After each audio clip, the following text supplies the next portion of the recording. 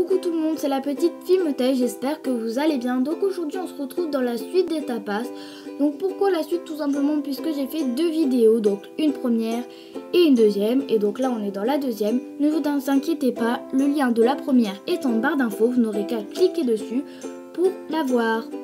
Voilà, donc si j'aurais fait une vidéo entière, elle aurait été beaucoup trop longue, c'est pour ça que j'ai fait deux vidéos. On va commencer par faire le pencon tomate, donc qui sont les petits toasts avec du jus de tomate et du serrano. On prend du champagne, donc la Fimo champagne, on vient en faire une boule, on donne un petit peu la forme d'un toast. On vient texturer l'intérieur à l'aide d'une aiguille ou d'un cure-dent pour faire l'effet mie de pain donc. Ensuite à l'aide de pastel sec, on vient colorer le tour, donc avec du pastel ocre ou marron clair.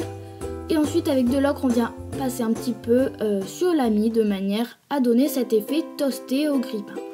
Ensuite on prend de la Fimo liquide pour faire le jus de tomate, donc prenez-en pas mal sachant qu'on va en mettre beaucoup sur les petits toasts. Voilà, donc ensuite on vient prendre du pastel rouge, voilà, donc vous pouvez très bien mélanger après de la Fimo rouge indien par exemple.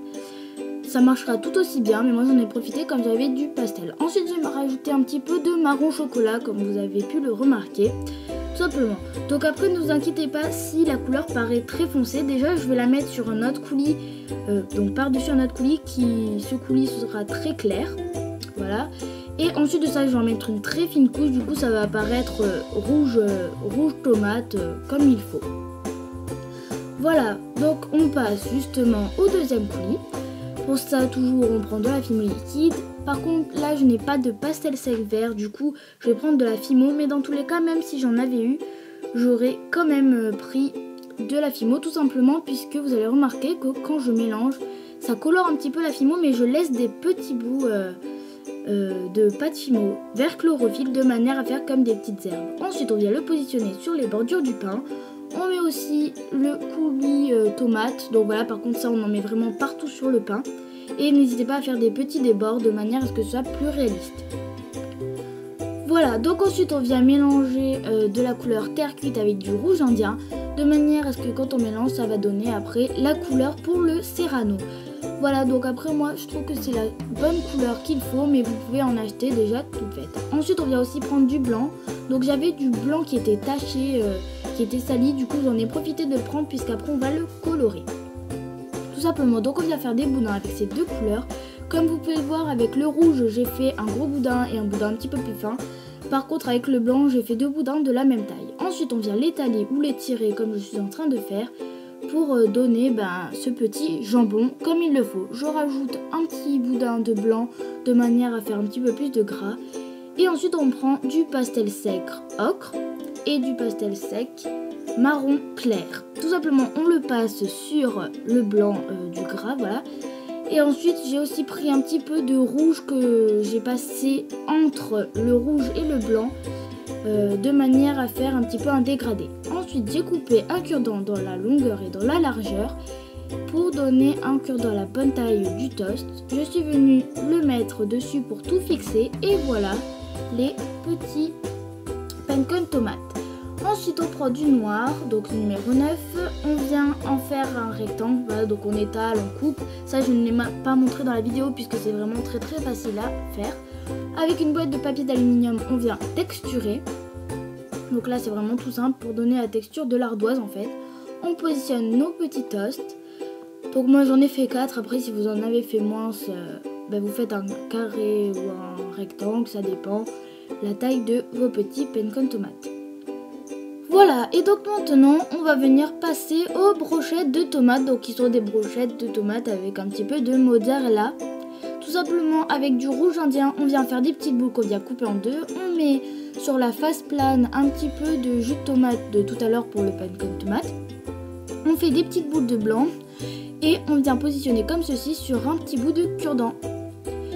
Voilà tout simplement, donc ça c'est vraiment très facile. N'hésitez pas à venir remettre du coulis s'il en manque. Ensuite on fait une boule avec du rouge indien. De plus on fait un boudin très fin avec du vert chlorophylle qu'on vient positionner en étoile sur le dessus du petit rond, de la petite boule rouge. Voilà tout simplement. On met aussi un petit boudin à la verticale de manière à ce que ça fasse un petit peu la tomate qui vient d'être à peine cueillie. Voilà, donc ensuite dans un pot en terre cuite, on vient tout positionner comme il le faut. Donc si vous voulez savoir comment le faire, il faut aller voir la première vidéo. Et je positionne aussi la petite tomate entière et une autre brochette sur le côté du pot. Maintenant on va passer à la crème brûlée. Voilà, donc là ce ne sera pas sur le plateau des tapas puisque ce n'est pas un petit apéro, c'est un petit peu un dessert. Et voilà, mais ça allait bien dans le thème, donc j'ai décidé quand même d'en faire une. Pour ça on vient prendre de la pâte Fimo couleur terre cuite. Donc là pour faire la base du pot en terre cuite. À l'aide d'un emporte-pièce, on vient couper un petit rond. Une fois qu'on a étalé, ensuite on mélange de la couleur champagne, de la couleur jaune tournesol et un petit peu d'ocre. Voilà, on fait une boule qu'on vient légèrement aplatir. On coupe avec le même emporte-pièce que pour la base du pot en terre cuite. Et on vient positionner tout ça comme ceci.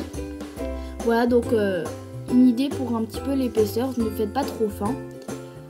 Tout simplement. Ensuite on va venir texturer, donc à l'aide d'une aiguille ou d'un cure-dent, vous venez faire plusieurs petits trous, donc sur les bordures et légèrement au milieu. Voilà, puisqu'au milieu on va plutôt venir texturer avec une petite boulette de papier d'aluminium. Voilà, donc sur les côtés après, donc sur les bordures il faut venir texturer, mais sur les côtés ça ne sert à rien puisque ça va être recouvert après.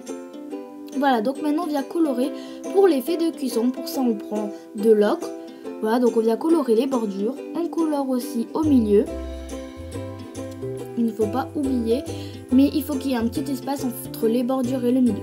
On fait pareil avec du marron clair et avec du marron chocolat, on vient faire des petites taches, donc des petits ronds sur le milieu et on vient légèrement colorer aussi sur les bordures. Voilà, donc si on a fait des petites taches, c'est pour donner l'effet de cuit au chalumeau. On peut venir estomper si jamais c'est trop net. Ensuite, on vient faire un boudin avec la couleur terre cuite. On vient venir étaler. Ensuite on coupe un rectangle très long et très fin.